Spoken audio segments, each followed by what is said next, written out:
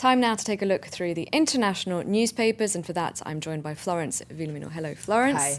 Now, a lot of papers have been reacting to that news over the weekend that Spanish banks are going to get a bailout. Absolutely. We're going to start by looking at the Wall Street Journal Europe. It's on the front page. The title is Spain Banks on a Limited Bailout, so nice little play on words there. And you see a photo of a pretty bewildered-looking Mariano Rajoy. The Spanish Prime Minister is the man of the hour right now. He's getting a lot of attention in the Spanish press. We're going to take a look at El País that has an article that says that Rajoy sells the rescue as a success, and it applauds Rajoy for what they call saving face, because according to the article, these last couple of weeks, Spain has been on the cover of newspapers across the world with this dirty word, a bailout. And according to this article, Rajoy managed to transform the worst moment of his political career into a brilliant success, in their words. During the negotiations, he was the one pulling the strings. So according to this article, the Prime Minister turned the situation around. He turned water into wine and convinced the Spanish people that the bailout is a line of credit, not a bailout.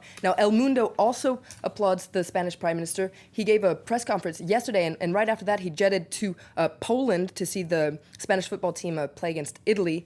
He drew some criticism for that, but this article in El Mundo defends him, and I quote from this article, "This is what everyone should do. Work, solve problems as best as we can, and then focus on football or whatever it is." So kind of a call to work hard and play hard. It's, according to this article, what our role as people, as citizens, is to do our job and then try to be happy. But for a lot of countries participating in the euro, the crisis is pretty much overshadowing it. And there's an interesting little cartoon in China Daily that makes this clear, where you see the Eurozone 2012 there, and the huge football that says sovereign debt on it, and lots of injured players, so not really quite the enthusiasm that you would expect for the games. What else have you got on that bailout? Well, we've got some articles in the Wall Street Journal that are pointing out that not very many people are actually relieved by this bailout. According to this editorial, they call it Europe's latest bailout. It's according to the Wall Street Journal, the price of Europe's Greek insurance keeps going up. According to this article, while this helps Spanish banks, it's also a self-bailout for the rest of Europe. This is supposed to be somewhat of a firewall for the rest of Europe ahead of upcoming Greek elections. So not really the miracle solution that a lot of people in Europe are saying that it might be. There's also an interesting piece in The Guardian by Larry Elliott. Now he wonders whether or not we're going towards a new world order where low growth, bankrupt states, precarious banks, and falling living standards are the new normal. He wonders whether the West is not experiencing a genuine crisis of capitalism like the one Marx wrote about. Maybe the system is running out of steam, he says.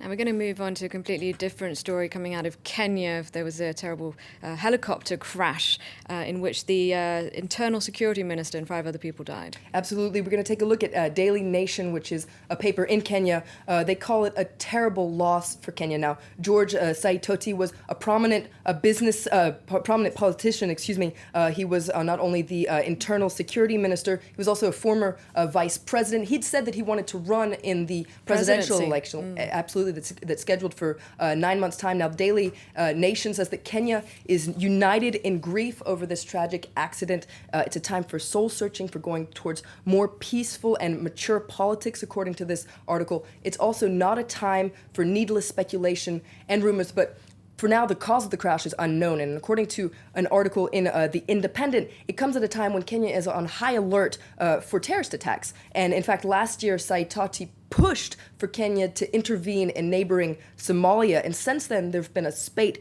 of grenade attacks in Kenya. Authorities blame them on supporters of the Somali militant group Al-Shabaab, so they're wondering if there might not be a link to that. Okay, thank you very much, Florence, for running us through the international newspapers.